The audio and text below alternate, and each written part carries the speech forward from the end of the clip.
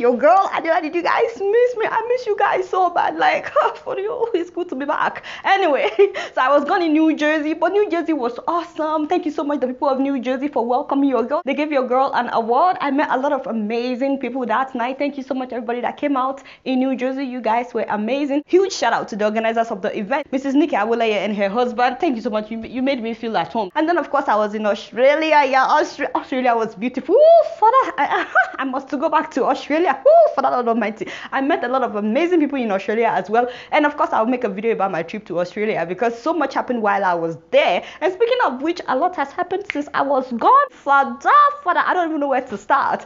First of all, Buhari got his WAEC attestation certification. How impressive. They had a celebration, as in for real, they had a celebration.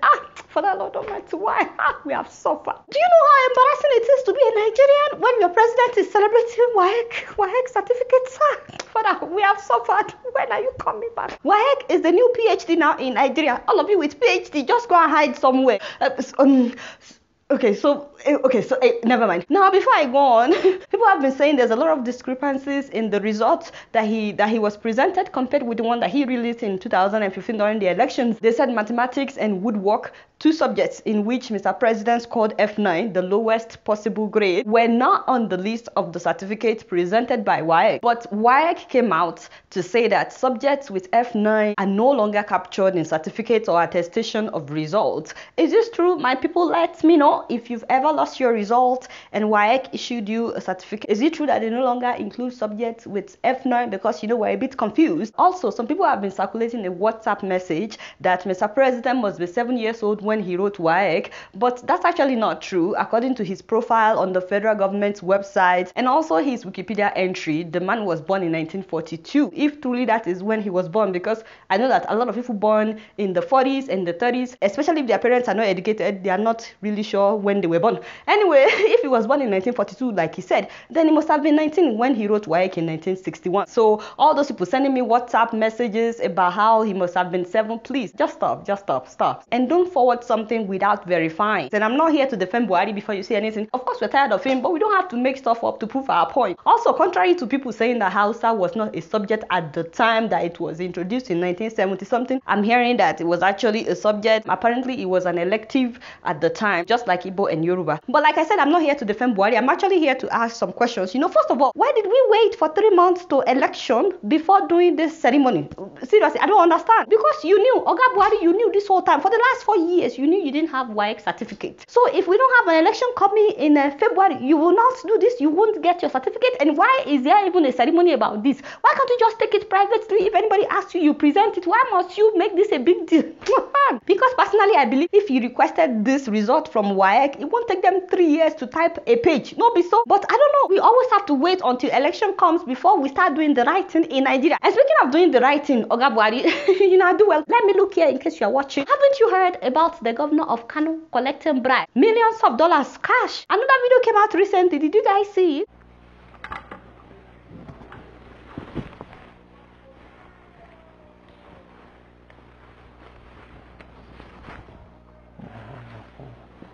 Again, he denied. He insisted that the video was doctored. The State House of Assembly panel that was set up to investigate the man, they invited him for questioning. Do you know that he didn't go? He didn't go. By the way, did you hear that? A judge in his state said that the State Assembly should stop investigating the man, and those ones said no, they will continue with the investigation. Honestly, Oga Buhari, for a man that presented himself as the anti-corruption hero, the corruption fighter, what else did you call yourself? How can you not see this? How can you be silent while all of this is happening? Why is it that when the person is from your party, you don't see it, you don't say anything? Keep in mind that this man has immunity, so he's untouchable unless another comes from above. They can't really do anything to him. This is how they will just drag the case and put it under the carpet. And then the man went to Aso Rock with some other people and he met with Buhari, and I'm like, what? Even if you won't say anything, at least distance yourself from an alleged criminal until he's proven not guilty. This won't tire me. Please let me know what you guys think about this issue of Kanu governor and Buhari's silence, because some people are saying as the president that he can't say anything, he can't do anything. Is it true that he cannot do anything? As a matter of fact, there are several members of his party who are currently under investigation by EFCC, and it's like business as usual. He's not saying anything. I don't understand. This government is determined that will be transparent and accountable. And whoever dares us will suffer the consequences. Will you shut up? Not you. They call it a woman. Why are you playing this? And this? And now let me come after you. As I was saying, there are so many corrupt people in Buhari's party right now, and it's like he's not seeing any of them. I don't get it. It's very strange for a man that came in to fight corruption. For example, Senator Abdullahi Adamu, the former governor of Nasarawa, is being prosecuted for allegedly stealing 15 billion naira. And former governor Aliyu Wamako, he's also under investigation for allegedly laundering 15 billion naira. That is also a lot of money. And don't forget, former governor Godwill Akpabio. The man has been under probe by EFCC for over 3 years now for allegedly diverting over 100 billion naira from his state coffers. Ojus Okalunko, the man that allegedly made 3.2 billion from the coffers of Abia State. Babacha Lawa has been under investigation since he claimed that he spent 223 million naira to cut grass at IDP camps. Have you forgotten? I mean, I'm not saying that these men are guilty or not, but they've not been proven not guilty. They still have issues with EFCC. Yes, Mr. President is not distancing himself from them. In fact, they are all on his committee working on getting him re-elected. Is this how you fight corruption, Mr. President? Meanwhile, Senator Adeleke of Osun State and 4 others were arrested and arraigned like quick, you know, for election malpractices. The police are very quick to act when the person is in the opposition party. I don't get it. I'm not endorsing your examination malpractices at all. Don't cheat, never cheat, and don't have anybody write your exam for you. It's because of times like this, so that you know yourself sometimes in the future. But you too, Uncle Adeleke, why now? Stop dancing. This is not the time to dance. Why now? Stop embarrassing me. In case you are watching, so you didn't have WAEC result, and you knew you didn't have your WAEC result all these years, and you had to wait until you wanted to be a governor. So you had some students write WAEC for you. Uncle, you see the leaders that we have, But how can you say anything about this when Mr. President had 2 F9, you know? And suddenly they disappeared in the certificate presented by WAEC. I'm just saying. Let's move on. What is this? Wait. Oops. Irony. The devil is a liar. What can't do? Hey, Egbami. What is the man saying? These people will not kill me. The man wants to be senator, by the way. Please let somebody explain in the comment section what this man is trying to. I don't know, maybe he's speaking in tongues or what. Because right now your girl can't understand. Anyway, you guys don't know much. Guess what? I'm just keeping it real.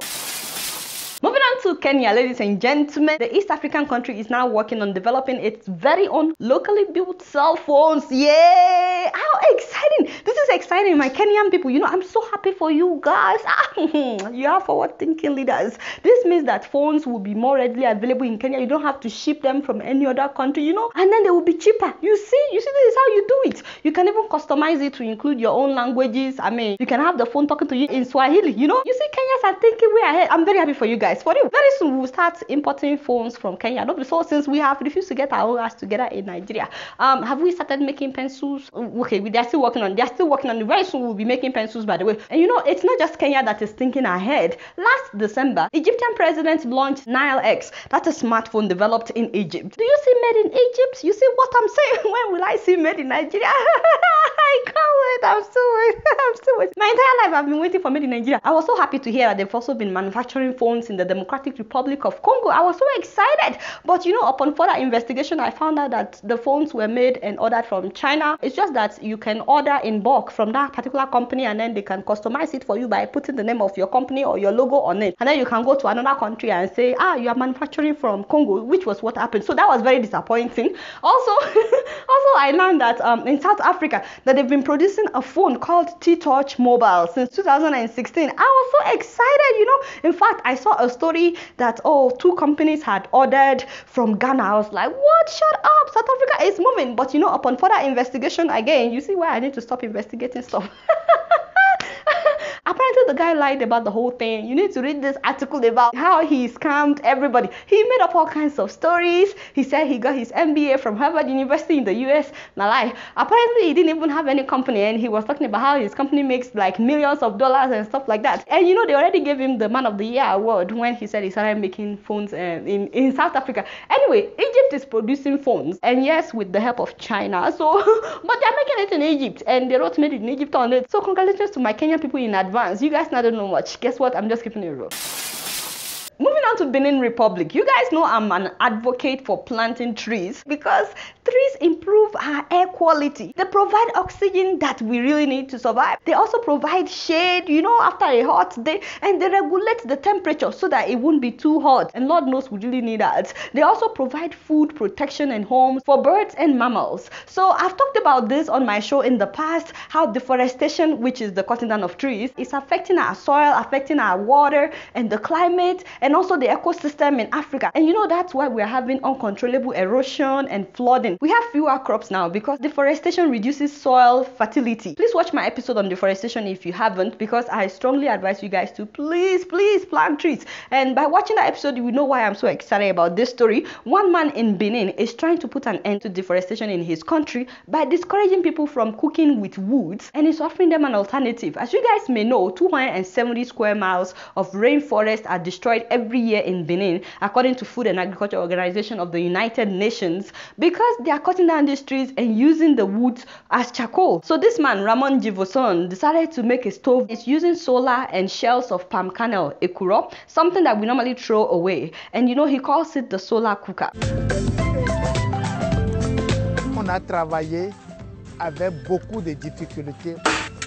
D'autres équipements de cuisson qu'on a baptisés les cuiseurs solar level. I love when I see people thinking like this, and the way he designed the stove is so efficient.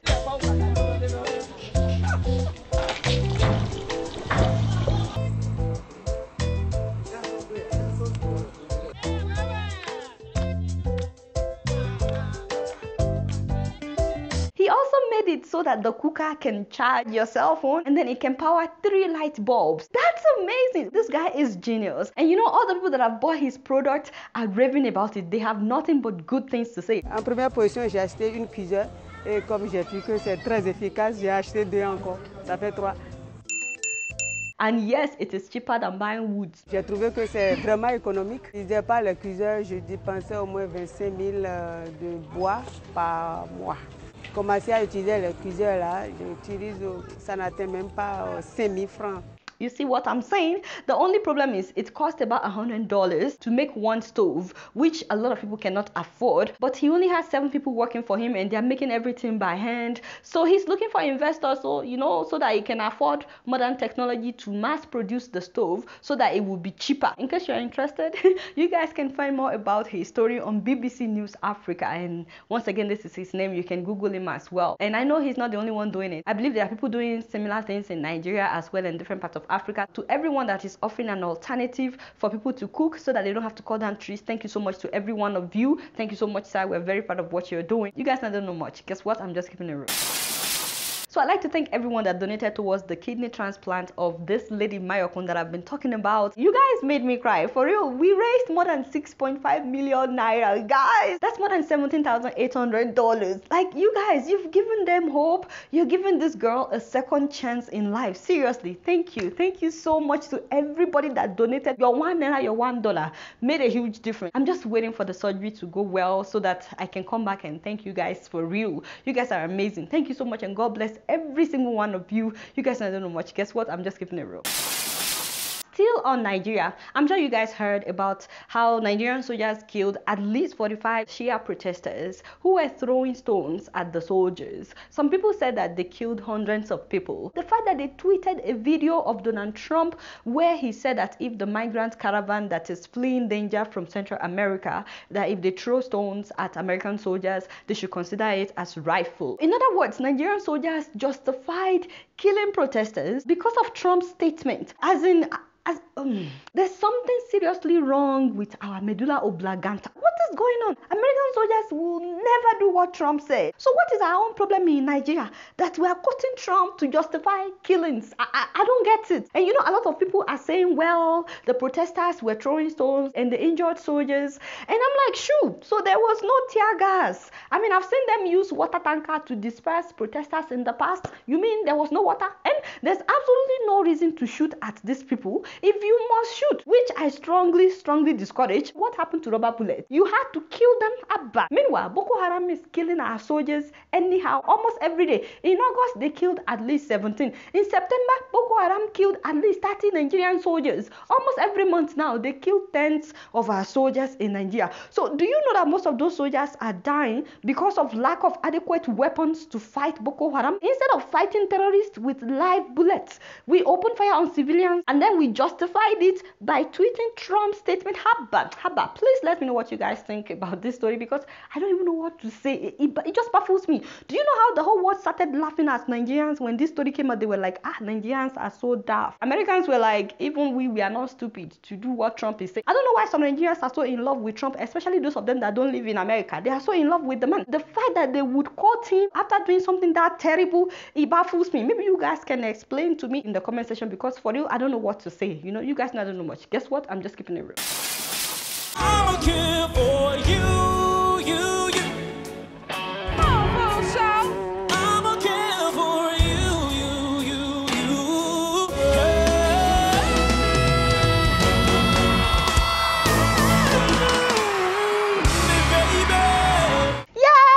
I beg, vote for my Nigerian brother on The Voice, so Benin, for sure. This coming Monday, November 12th. I beg, do not forget to vote for the brother. Follow him on Instagram so that you know exactly how to vote. This coming Monday, November 12th, 8 p.m., 7 Central, representing Niger. We must win this thing by fire, by force. You guys don't know much. Guess what? I'm just keeping it real.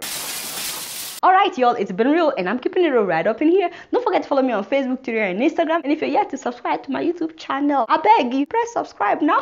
We now have more than 200,000 subscribers. Yeah, Okolidowo is working hard. He's working very well. I'm so proud of you, Okolidowo. This is what you're doing. Thank you so much. Thank you to all our subscribers. We really appreciate you guys. Until next week, I'm gonna see you all later. Peace out.